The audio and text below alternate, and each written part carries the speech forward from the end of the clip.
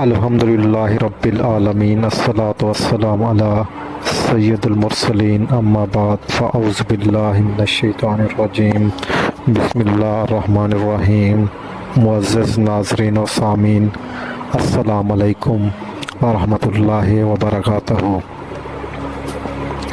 آج کا یہ بیان ایک نہایت اہم اور حساس موضوع پر ہے، ایسا موضوع جس کا تعلق ہماری موجودہ زندگی، ہمارے معاشرے اور ہمارے ایمان کے تحفظ سے ہے۔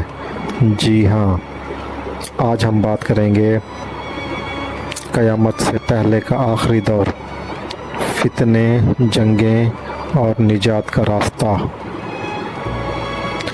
اللہ تعالیٰ نے قرآن مجید میں فرمایا، یعنی فتنوں سے بچو جو صرف ظالموں کو ہی نہیں بلکہ سب کو اپنی لپیٹ میں لے لیتے ہیں۔ رسول اللہ صلی اللہ علیہ وآلہ وسلم نے فرمایا، یعنی زمانہ سمٹ جائے گا، علم کم ہو جائے گا، فتنے زہر ہوں گے، بخل بڑھ جائے گا اور قتل و غارت عام ہو جائے گی۔ تو آئیے آج ہم قرآن و سنت کی روشنی میں یہ سمجھنے کی کوشش کرتے ہیں کہ قیامت سے پہلے کا آخری زمانہ کیسا ہوگا، وہ کون سے بڑے فتنہ انگیز واقعات ہوں گے۔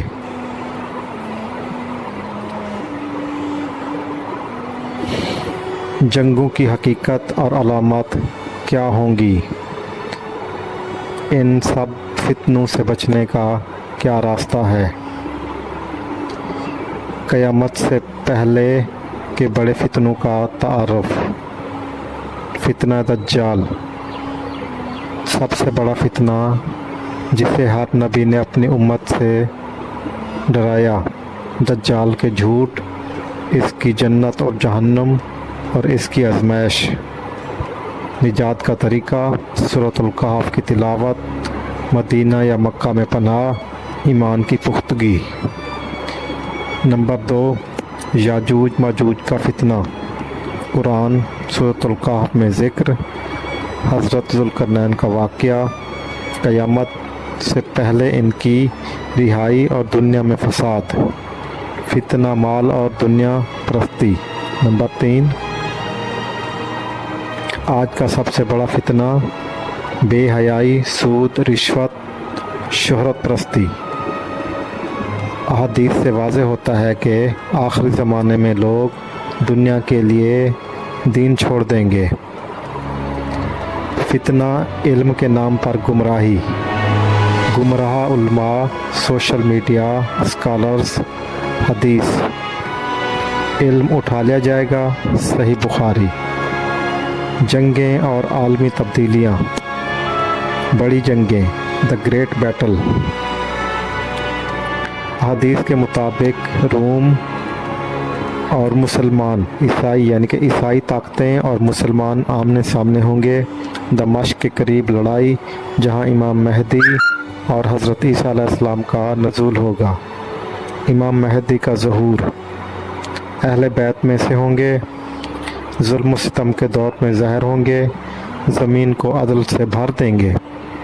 حضرت عیسیٰ کا نزول، دجال کو قتل کریں گے، صلیب کو توڑ دیں گے، خنزیر کو ماریں گے اور اسلام کو غالب کریں گے۔ مسلمانوں کی داخلی جنگیں، فرقہ واریت، اقتدار کی جنگ، خلافت کی غیر موجودگی۔ نجات کا راستہ، ایمان کی مضبوطی۔ فتنوں میں سب سے بڑی ڈھال ایمان ہے۔ نماز کی پابندی، قرآن سے تعلق، علم دین کی طلب، سنت نبوی صلی اللہ علیہ وآلہ وسلم پر عمل، علماء کی صحبت، گمراہ افراد سے پرہیز۔ ذکر و دعا، دجال کے فتنے سے پناہ کی دعا، اخلاص و صبر اور توکل، صرف اللہ پر بھروسہ۔